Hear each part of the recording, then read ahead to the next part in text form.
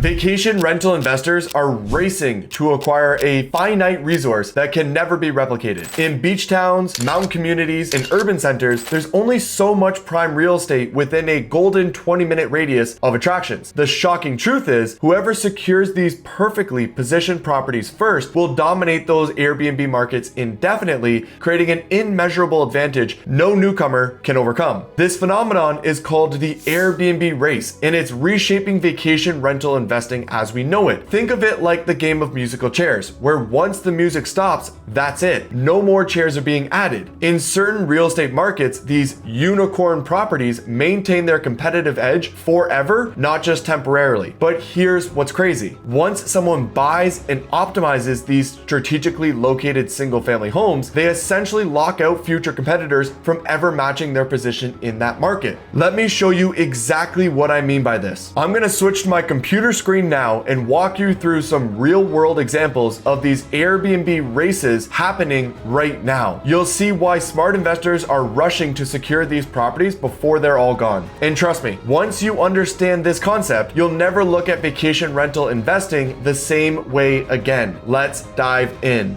To start off explaining this concept, I need you to take a look at this home here and then compare it directly with this home here. What you'll notice very quickly is that this home has significantly more value in comparison to this home here. This one does have a pool and a hot tub and sunbathing chairs and things along those lines. However, this home here just has significantly more that it's able to give to its guests. And if this home was going for $100 and this home was going for $100, you would book out this home 100% of the time. The same concept as if you were to be offered a Ferrari for $100 or a Honda Civic for $100, you would buy the Ferrari 100% of the time. With that concept understood, the idea is that if you have a property with the right backyard size to be able to add in enough value, you are always going to be able to outperform people like this, especially when you get into a recession where everybody has to lower their prices to be able to try and get anyone to book their home. These guys are going to lower their prices to the same as these guys, and they're going to win over and over and over again. So that's concept number one that we need to think about. Concept number two is the amount of land that is available to be developed and how much of it is already developed. So if we use Miami as an example, on the right-hand side, we have the ocean. On the left-hand side, we have the Everglades. Now, builders have known this for a very long time, that building in Miami is profitable because there's only so much land. But the reason this is such a powerful concept for what we're talking about today is because in Miami, most of the land, at least the land within the 20-minute driving radius, has been developed and